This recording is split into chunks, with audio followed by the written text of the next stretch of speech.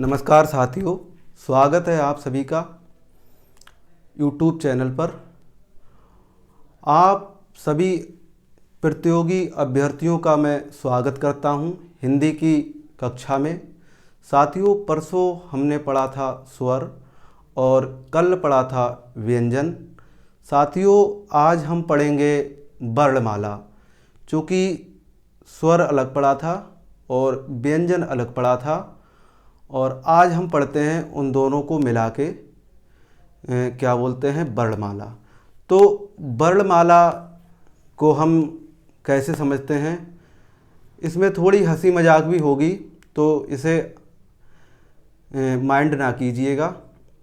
हंसी मजाक थोड़ी सी इसलिए करूँगा क्योंकि कोई चीज़ खेल खेल में या हंसी मजाक में जब हम सीखते हैं तो वो हमारी अवचेतन मन में अच्छे से सेट हो जाती है, छप जाती है।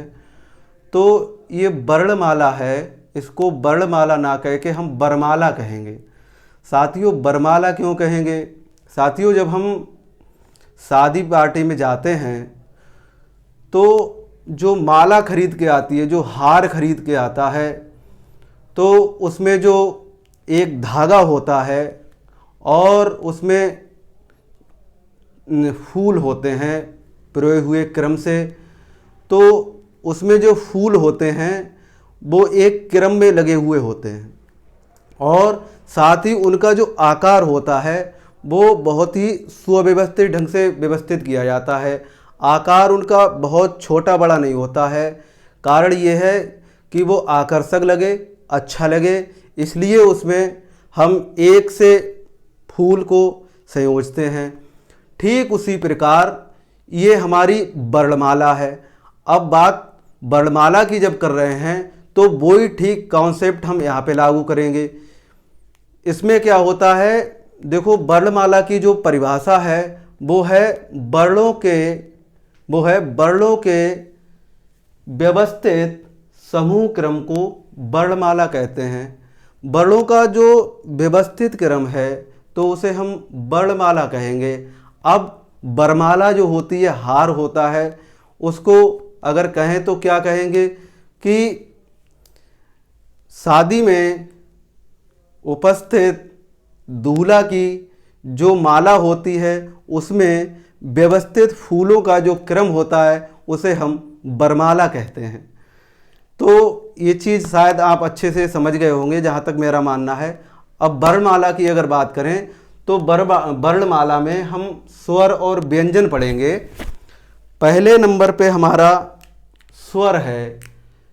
स्वर, ये इनकी जो संख्या है वो 11 है, और अगर वो क्वेश्चन आपसे पूछ ले कि कुल स्वरों की संख्या कितनी है तो 13 हो जाएगी। ये कुल जो स्वर है ना, ये चीज़ बहुत इम्पॉर्टेंट है। वो क्वेश्चन ऐसे ही घुमा के पूछता है, वो दे देगा स्वर की संख्या कितनी है, हमारी खोपड़ी में सेट होगा 13, जो कि कतई गलत है। जब वो पूछे कि स्वरों की संख्या कितनी है तो हमें लगाना होगा 11, और जब वो पूछ ले कुल स्वरों की संख्या कितनी है तो हमें लगाना होगा 13। समझिएगा इसे। देखो, इसका उच्चारण स्थान है इस तरफ और इधर हो जाएंगे ये स्वर। उच्चारण स्थान, इधर इनकी ये संख्या है। तो साथियों, हमारा जो स्वर है वो है अ, ह्रस्व आ, दीर्घ आ, और ह्रस्व ई और दीर्घ ई, और है ह्रस्व उ, दीर्घ उ, फिर है री, फिर है ए और आई, फिर है ओ और औ, फिर है अंग और आहा। तो 2 ये हो गए, 1 2 3 4 5 6 7 8 9 10 11 12, ये है री। अब इन सबको अगर मिलाएंगे तो इनकी संख्या 13 हो जाएगी। ठीक है। अब वो पूछ रहा है स्वर कितने हैं, तो स्वर हो जाएंगे हमारे 11। वो कैसे होंगे, देखो, 1 2 3 4 5 6 7 8 9 10 और 11। जब वो स्वर पूछे तो अंग और आहा ये छोड़ दिए जाएंगे। ये अयोगभा में गिने जाएंगे, और जब वो कुल पूछेगा तो 13 हो जाएंगे, या अयोगभा को हम सम्मिलित कर लेंगे।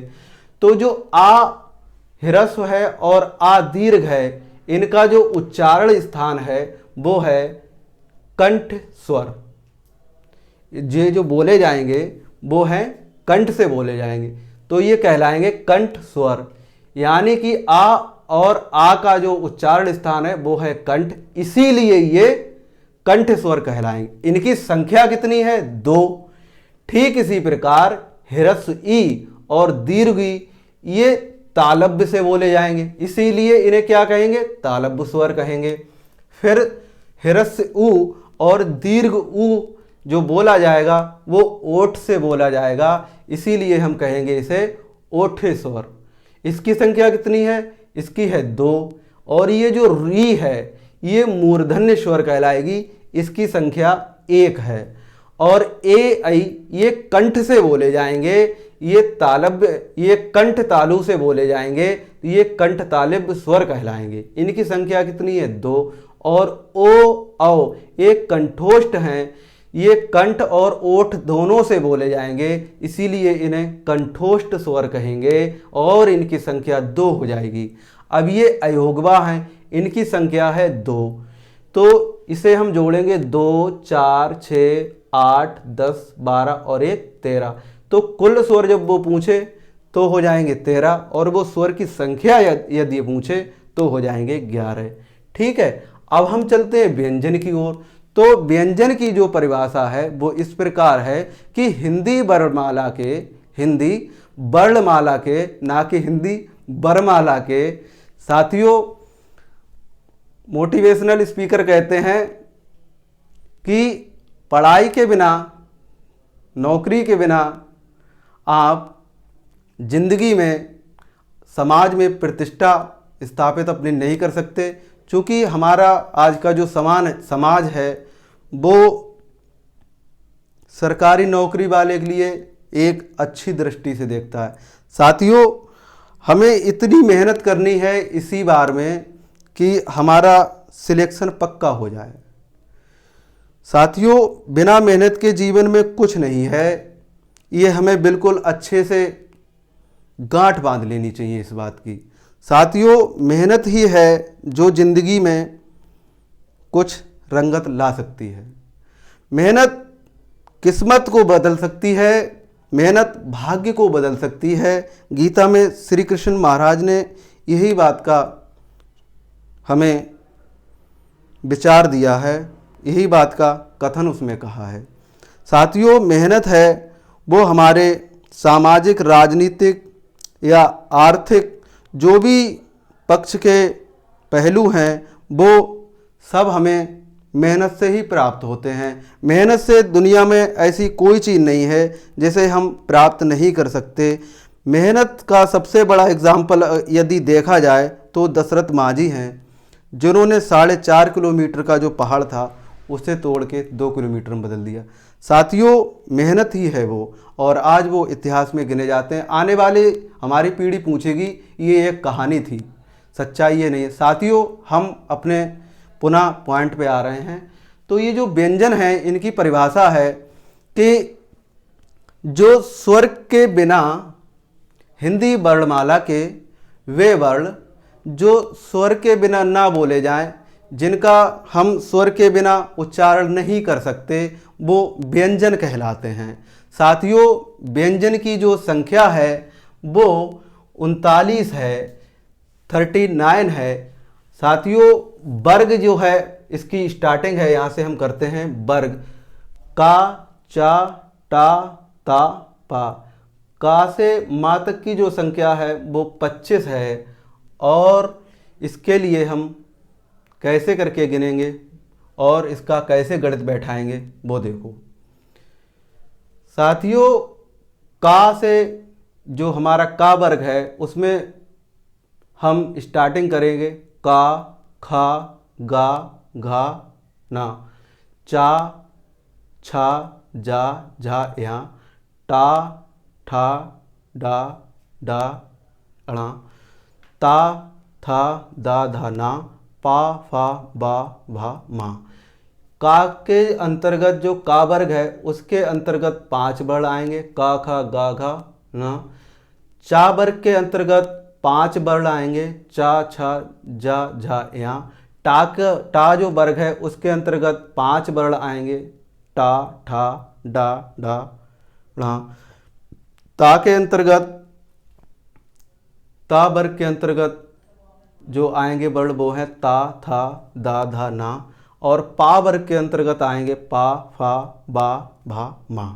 साथियों इनकी संख्या 25 हो जाएगी। ये 1 2 3 4 5 और 1 2 3 4 5 यानी का से मा तक 25 हो जाएंगे। ठीक है, अब बात करते हैं आगे की। ये जो या रा और ला और बा है ये 4 हो जाएंगे, शा शा शा हा ये 4 हो जाएंगे, छा त्रा ग्या और सिरा ये 4 हो जाएंगे और ये हमारे डा ला और डा हो जाएंगे। साथियों ये तो हमारे हो गए 25 का से मा तक व्यंजन और नीचे वाले व्यंजन इसी में जुड़े हुए हैं। इनको हम याद कैसे करेंगे, इनको हम ज़्यादा अच्छे तरीक़ा से हमारी मेमोरी में, हमारे मस्तिष्क में ज़्यादा दिनों तक उपस्थित रहें, तो वो हम कैसे याद करें वो समझो। ये जो का वर्ग है ये कंठ से बोला जाता है। ये का से, देखो ये का से कंठ यानी का से कंठ, तो ये हो जाएगा कंठ व्यंजन। इसकी संख्या है 5।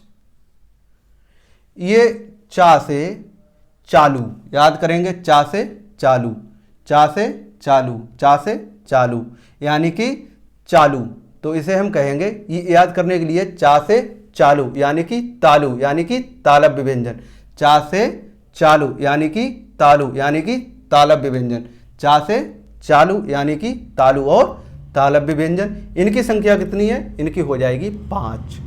फिर है ये टा वर्ग, टा वर्ग के कितने वर्ण है 5। ये मूर्धा से बोले जाएंगे, मूर्धन्य व्यंजन है। साथियों पहले जब शादियां हुआ करती थी तो ये डीजे का सिस्टम नहीं हुआ करता था, तो उसमें वो छाप लगवाते थे 10-10 रुपये 5-5 रुपये दे के अंकल हमारे बूढ़े वाले, तो कहते थे गाना वो ही चलेगा, कौन सा कि कर दे बुरा हाल रे की अखियों से गोली मारे, फिर वो कहती ठा ठा ठाए, होता था कि कर दे बुरा हाल रे की अखियों से गोली मारे, ठाए ठाए ठाए ठाए ठाए ठाए।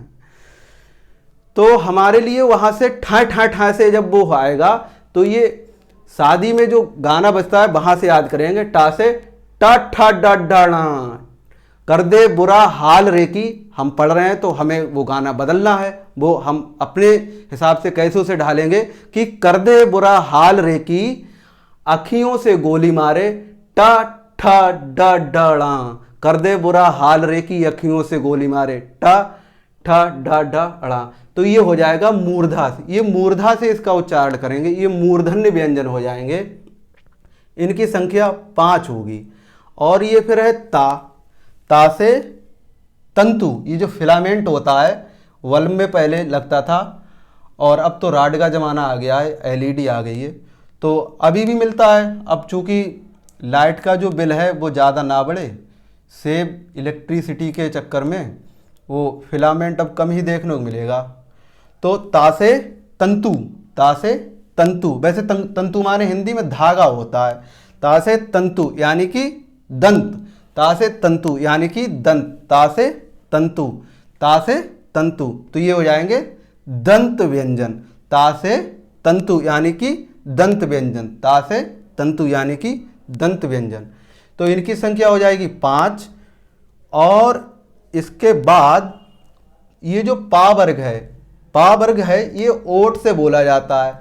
पहले होते ना, पहले क्या कहते थे, जो लड़कियां होती थी वो अपने पिता से क्या कहती थी, पापा कहती थी, पापा कहती थी अपने डैड से, और अपने पिता से पापा कहती थी। अब क्या है, मॉडर्न ज़माना है, तो 12 साल की लड़की होती नहीं है और होठ पोते घूमती है, तो उसे पापा कहने में दिक्कत होती है। पापा अगर कहेगी तो जो होठ होंगे ना वो ऐसे करके लगेंगे, तो उसकी जो लिपस्टिक होती है वो बिगड़ जाती है। तो मॉडर्न लोगों ने क्या किया, अब उसे डैड कहना चालू कर दिया। अब डैड कहते हैं तो लिपस्टिक बनी रहती है। तो ये इसे उससे याद रखें, पा फा बा भा मा, ये पा जो है होंठ से बोले जाएंगे, इसलिए इन्हें होंठ व्यंजन कहेंगे। पा होंठ से बोले जाएंगे, इसलिए इन्हें ओष्ठ्य व्यंजन कहेंगे। इनकी संख्या कितनी है? 5। अब है या, रा, ला, बा। इनकी संख्या है 4। या, रा, ला, बा। ठीक है, ये ऐसे कर लो ताकि कोई दिक्कत ना हो। इनकी संख्या है 4। या, रा, ला, बा। ये है अंतस्थ व्यंजन, ये अंदर से बोले जाएंगे। जैसे या तो घाटी से और नीचे जाएंगे कंठ से, या अंतः से बोले जाएंगे, अंतस्थ, अंतस्थ कंठ से और नीचे। या, रा, ला, वा, ये अंतस्थ व्यंजन हो जाएंगे। इनकी संख्या 4 हो जाएगी। फिर ये सा, सा और हा, ये ऊष्म व्यंजन है। इसमें जो प्राण वायु होती है फेफड़ों के द्वारा वो बाहर निकलती है, घर्षित होती हुई, टकराती हुई, तो वो ऊष्मा, यानी कि जो अपने फिजिक्स में पढ़ते हैं कि कोई चीज़ को यदि ज़्यादा रगड़ें, गर्म करें तो वो गर्म पड़ जाती है। तो जो प्राण वायु होती है वो घर्षण करती हुई बाहर निकलती है मुख द्वार से, तो ये ऊष्म व्यंजन कहलाएगी। इनकी संख्या है 4 और अंतस्थ व्यंजन की भी है 4। अब ये है छा, त्रा, ज्ञा और सिरा, ये संयुक्त व्यंजन कहलाते हैं। संयुक्त का अर्थ होता है जुड़ा हुआ, मिला हुआ। इनका मैंने आपके लिए व्यंजन में विश्लेषण करके दिखाया था, तो यहाँ पे मैं समझता हूँ कोई आवश्यकता नहीं है। इनकी संख्या 4 है और ये उत्क्षिप्त व्यंजन है, ये द्विगुणिक व्यंजन है। इनकी संख्या 2 है। अच्छा, इनका एक नाम ताड़न जात भी होता है। अब इनके लिए हम गिन लेते हैं, तो पहले 4-4 वाले गिन लेते हैं। 4-4 8, 4 4 4, 4 3 12 और 2 14। ठीक है, 14, 5 10 15 20 25 25, 5 4 9 2 1 3, ये 39 हो जाएंगे। ठीक है, कौन? व्यंजन। यानी कि वो पूछे कि व्यंजन की संख्या कितनी है तो हम कहेंगे 39। कितनी? 39। कितनी? 39। यानी कि वो पूछे कि व्यंजन की संख्या कितनी है 39, और वो पूछे स्वर की संख्या कितनी है 11, और उसका दिमाग खराब हो जाए, वो आपसे पूछ ले कुल स्वरों की संख्या कितनी है, क्या कहेंगे? 13। क्या? 13। तो हम अब इन्हें जोड़ेंगे। जोड़ लो भाई, 39 हमारे कुल व्यंजन हो गए और कुल जो स्वर हैं वो 13 हो गए। इन दोनों को जोड़ेंगे, 9 3 12 के 2, हासिल 1 2 3 5, संख्या हो गई 52। कोई पूछे हिंदी तो फालतू का सब्जेक्ट है, कोई कह दे कि हिंदी तो फालतू का सब्जेक्ट है, आप उसे जवाब देंगे ये मैथ की तरह बिल्कुल सटीक है, गणित की तरह बिल्कुल करेक्ट है। इसमें कोई अपने जोरे से कोई चीज़ मेंशन नहीं की जाती, नहीं जोड़ी जाती। जैसे मैथ में 2 2 4 होते हैं, वैसे ही इसका भी गणित है। अपने पास से हम आप कुछ नहीं जोड़ सकते। जो हमारे ऋषि मुनि इसके लिए पद्धति को तैयार कर गए हैं उस पर हमें चलना पड़ेगा। ठीक है, अब ये हमारा हो गया वर्णमाला उच्चारण स्थान में स्वर और व्यंजन। साथियों, ये हमारे टोटल 52 हो गए। एक बार फिर से देख लेते हैं। वर्णमाला यानी कि बरमाला, जो क्या बोलते हैं, बरमाला होती है, उसमें जो हार होता है, जो माला होती है, उसमें सुव्यवस्थित क्रम में जो फूल होते हैं उससे बरमाला तैयार होती है। ठीक उसी प्रकार से जो हमारी वर्णमाला है, जो वर्णमाला है, आप सभी को मौका मिलेगा बर बनने का, चिंता ना करो, बस एक बार, सिर्फ एक बार नौकरी ले लो। तो ये जो वर्णमाला है वो है वर्णों के व्यवस्थित समूह को, वर्णों के व्यवस्थित समूह को, समूह या समूह क्रम को वर्णमाला कहते हैं। ठीक है, ये स्वर है हमारे और ये इसका उच्चारण स्थान है। आ, ह्रस्व आ और दीर्घ आ, ये कंठ स्वर कहलाएगा, चूंकि ये कंठ से बोले जाते हैं। इनकी संख्या 2 है और ये ह्रस्व ई और दीर्घ ई ये तालु से बोले जाते हैं, इसलिए इनकी संख्या 2 हो जाएगी और ये तालव्य स्वर कहलाएंगे। ये ह्रस्व ऊ है, ये दीर्घ ऊ है, ये ओठ से बोले जाते हैं, इसलिए ये ओठ स्वर कहलाएंगे। इनकी संख्या 2 हो जाएगी। और ये री है, ये मूर्धा से बोली जाती है, इसकी संख्या 1 है। और ये ए, ऐ, ये कंठ तालव्य स्वर हैं, इसलिए इन्हें कंठ तालव्य स्वर कहते हैं। इनका उच्चारण स्थान कंठ और तालु दोनों से होता है। इनकी संख्या 2 है और ये ओ औ है, ये कंठोष्ठ हैं। ये कंठ और ओठ से बोले जाते हैं। इनकी संख्या 2 है, इसीलिए ये कंठोष्ठ स्वर कहलाते हैं। ये अयोग्वा हैं, इनकी संख्या 2 है। कुल स्वरों की वो संख्या पूछ ले तो 13 और स्वर की संख्या पूछ ले तो 11 और 13 और 39 मिला के हम वर्णमाला का निर्माण करते हैं और उनकी संख्या हो जाती है 52, 52। का से मातक जो हमारे व्यंजन हैं उनकी संख्या 25 हो जाएगी और कंठस्थ और ये जो क्या बोलते हैं नीचे से चलेंगे इस तरफ से, ये एरो लगा हुआ है, तो ये हो जाएंगे उच्चित द्विगुणिक या ताड़न जात जो व्यंजन हैं वो 2 हो जाएंगे और ये संयुक्त व्यंजन है ये 4 हो जाएंगे और ये हमारे ऊष्म व्यंजन है ये 4 हो जाएंगे और ये अंतस्थ व्यंजन है ये 4 हो जाएंगे और ये ओष्ठ व्यंजन है ये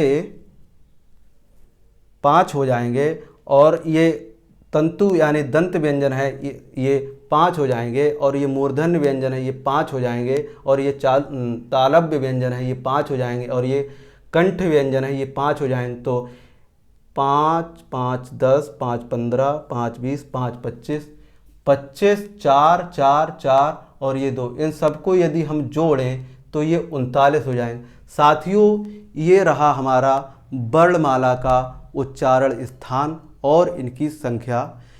साथियों, जिंदगी में यदि हमें कुछ करना है तो वो यही समय है। जो लोग समय को बदलना चाहते हैं उन्हें समय से पहले कार्य को प्रारंभ करना होता है। साथियों, इस वीडियो को अपने साथियों तक पहुंचाएं और जो भी आपके परिवार में, रिश्तेदारी में आपके घनिष्ठ जो मित्र हैं उनके लिए ये वीडियो बहुत उपयोगी है। और हिंदी तो हमारे जीवन का एक हिस्सा है। हम बिल्कुल भी कोई परीक्षा की तैयारी ना भी करते हों तब भी ये हमारे जीवन का हिस्सा है और हमें इस हिंदी को पढ़ना चाहिए। हम हिंदुस्तान के वासी हैं, हिंदी हमारी पहचान है। मेरी बातों को इतने प्रेम और श्रद्धा से सुना, मेरे लेक्चर को इतने शांतिपूर्वक सुना, इसके लिए मैं बहुत अनुग्रहित हूँ और अंत में सभी के भीतर बैठे परमात्मा को प्रणाम करता हूँ। मेरे प्रणाम को स्वीकार करें। चैनल को सब्सक्राइब कर, वीडियो को लाइक कर, बेल आइकन को प्रेस कर, वीडियो को शेयर करने के लिए आप सभी का हृदय की गहराइयों से प्रेम पूर्वक मुस्कुराहट के साथ बहुत बहुत धन्यवाद। जय हिंद, जय भारत।